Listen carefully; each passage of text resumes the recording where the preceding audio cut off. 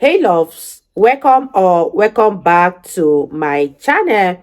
If you are new here, my name is Faith, and today guys, I'll be checking out, it's called the Women's World Cup. Piers Morgan on the transgender non-binary footballer Quinn. And you guys, I'm super excited as always. If you're yet to subscribe to this channel, please consider subscribing. Give this video a massive thumbs up, comment, share, and all that good stuff. And without much ado, let's see what Piers Morgan has for us in this video. In the Women's World Cup, it's called the Women's World Cup. We have a new superstar, the Canada midfielder Quinn, goes by the name Quinn. Wasn't the name that Quinn was born with, but Quinn has been heralded, celebrated this week as the first transgender, non-binary footballer to play in the Women's World Cup. To which my response when I read this was, hang on a second, hang on. Is she they, whatever, is she a biological male? No, it turned out she's a biological female. Not she, so. So what is she? Well, whatever they'd like to go. Let's go. Well, hang on. Just to be clear. I think, Quinn. I haven't asked a question. And Quinn. I haven't asked a question yet. She is a transgender non-binary. What is that? Well, how can you be transgender Quinn, and non-binary? Because that's what they are. I thought non-binary meant you were neither one nor the other. other. What Quinn also is an Olympic medalist. Hang on, sorry. I thought transgender meant you literally male to female, female to male. Turns out the non-binary is not the same as transgender, or it is. I don't want to put words in their mouth, but I would say that's probably because they're not allowed to take the correct amount of testosterone because they are still playing in the women's team. And so I would assume they are saying they're non-binary. Testosterone. No, doesn't want to exactly, that's what I'm saying. So Quinn doesn't want to be male. Because Quinn can't compete. Quinn is a female playing against females, but now doesn't want to identify as a woman. Because you won't let her play on the male team. No, you're on the male team. You're missing the point. She doesn't want to play on the male team. But she's not actually Quinn might like to do that. No, Quinn wants to be an ex-woman, Alex. Piers, hang on, Paula. I'm upset about this. Stop being mean by interrupting.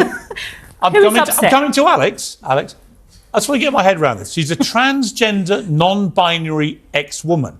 So my question is, if you're no longer identifying as a woman, what are you doing playing in the Women's World Cup? Not my title. That is the official title of the tournament. She doesn't qualify. They don't qualify, even though there's only one of them. They don't qualify for the Women's World Cup because they used to be a woman, but now they don't want to be a woman. So now we have to call them they for being a transgender, even though they're non-binary. And they're still playing in the Women's World Cup, and we're all supposed to go, well done, Quinn, what a moment. What a moment. But no one's quite sure what we're celebrating. Alex, what are we celebrating? Rules change all the time. It's like we're bestowing upon people who have gender dysphoria some sort of magical, extra special power that normal people don't have. And I don't care, frankly, how many goals have they scored? You know, that's more interesting if you're a professional. Paula, why is someone who doesn't consider themselves a woman in the Women's World Cup? Explain to me. Because where else are they going to be able to? In a trans or non-binary tournament? I don't see one. And I certainly don't see one. I keep being told there are millions of trans people around the world. Great, have your own tournament. So, Piers, if you and I want to set one up, then I'm all for that. Swimming, you've just done it today. Fantastic. So why don't we do that? Great. So instead of being angry... you accept they shouldn't be competing? No, I do not accept that. In Quinn's case... No, I do not accept that. You asked me, what options did this person have? None was my answer. None. Yes. No options did this person have to perform on their world stage. Look at your mournful little faces. You both know this is such... No, you want to be angry people. Look at your faces. What you need to do... Why are you not angry? Why are you not angry to protect... and applaud. Why don't you want to protect women? Why is it always left to me to protect women's rights? But women are protected. They're not. This person has gone and they've won an Olympic medal and now they are playing successfully. Doesn't want to be a woman. I don't see what the problem is. Doesn't want to be a woman. Hates the idea of being a woman. I don't know about hatred. Their stuff to themselves. Yes. Do you know what I mean? My understanding is they've not had any sort of testosterone, so there's no biological. No, she's a so carry on playing in the sport. Yes, I don't care. Just stop telling us all about your great moves to be a transgender, non-binary, whatever. Nobody cares. Nobody cares. Tell you what I do care about. The boss of NatWest, Alison Rose, has now admitted in this Nigel Farage Coots bank fiasco a serious error of judgment. Turns out she admits she sat next to the top BBC journalist the night before the BBC journalist tweets. The real story about Nigel Farage is that actually it wasn't to do with his political views that he was removed from a Coutts account. It was because of his financial situation. Turns out to be a total lie, because Nigel Farage got under the data rules. He got all the minutes from the meeting where it was clearly his political views. Ava, whichever side you're on this politically, makes no difference to me. I've got no truck to support Farage at all. He's tried to stiff me over Donald Trump, as I've said, and he's got a lot of pain coming his way for that. So that's a different feud rumbling away. However, on this, I'm a Coutts account holder. I rang Coutts today and I said, right, come on, have you got one of these on me? And I was told I'm not a politically whatever it is person, so they haven't, they assured me. But they've had a lot of calls from clients asking, am I next for this, right? What have you got on me? Is it my political views? What are you holding on me?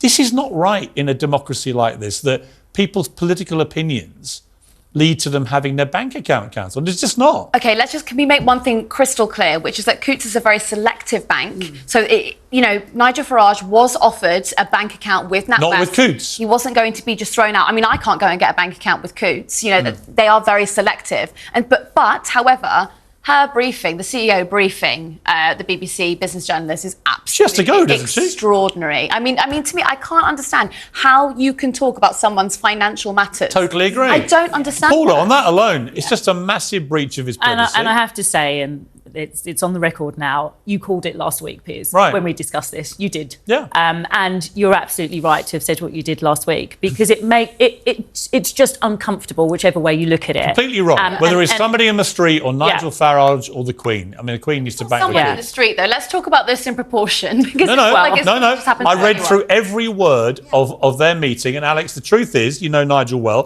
the truth is there was nothing in there other than apparently he knew Donald Trump. He liked Novak Djokovic's tweets. I mean, the whole thing was ridiculous. But I mean, it's a personal vendetta, isn't it? And the problem, and what we've actually found out since Nigel told the world about this story, is this is happening to countless normal people. Yeah. And it's really quite dystopian. It's worrying. It's like the Chinese social credit system. Believe what we believe, or you can't have access to Also, money. you've got to trust your bank, right? How can somebody who runs one of the biggest banks in the country brief to a journalist inaccurate, smearing information? And that tiny little thing there, can we just correct something, which is that the reason that some people are being turned away from banks now is because they want to deal in cash, and banks no longer want to deal in cash. That is entirely different from political views. We've got two different stories here that are getting a little bit... That's a different issue. No, but if we're going to say that, we should clarify. The clear issue here is if you have certain opinions, it should not be down to a bank to decide your opinions don't suit their values. It's nonsense.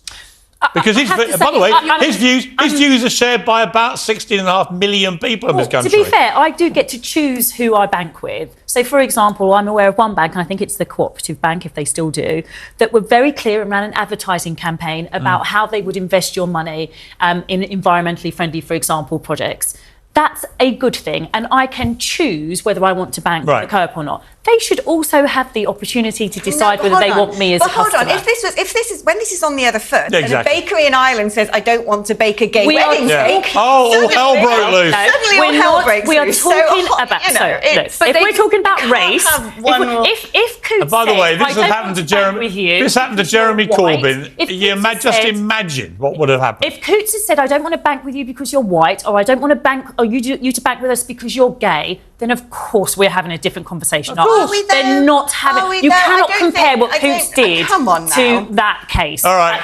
Are we all agreed though that this boss should probably not be in her job? Yeah, she should shuffle off. It's definitely a grievance issue, isn't it? And are we agreed that as a result, unlike the theme of Barbie, women shouldn't really be put in top jobs because they just can't be trusted? Mate, as Sadiq Khan would say, mate. And we haven't even got around tonight. I actually think Sadiq Khan's onto something there, because when I'm with my village mates, we do sometimes, if somebody crosses a line, is inappropriate, someone will go, mate, come on. It is actually quite a good little, certainly in the villages, mates, come on. Are you defending Sadiq Khan? Yeah. This is I've agreed with him twice running. Last night about pollution. He's bang on about pollution. Ever since I got air purifiers in my house, I'm a different beast. Yeah. Honestly, it's transformed my health. Just living in a very polluted area in London, I now have air purifiers, don't go out when the air's bad, and I feel great. And I tell everyone who's out there who's got problems with red eyes, streaming, sinus, all that stuff you think may be hay fever, I bet it's pollution. Go and get air purifiers, shut the windows, only go out when your app tells you to. Trust me, you'll feel exactly like I do. I'm going to get Piers a Just Stop Oil Yes. jacket. Let's not I go like too it. far. Just Right, stop. thank you, Pac. Good to see you. Wow, you guys, that was such a beautiful and interesting debate between Piers Morgan and these three ladies. It was such a heated one. And let me know what you guys think about Quinn playing in the Women's World Cup, since she doesn't want to be a woman anymore. Do you think she should play in the Men's World Cup as it should be? Let me know your thoughts in the comment section about this whole Queen playing in the Women's World Cup. And I really had fun reacting to this debate. And if you guys totally enjoyed watching, give it a massive thumbs up, comment, share, and all that good stuff. And this is me officially signing out. I'll see you guys in my next video. Bye, guys.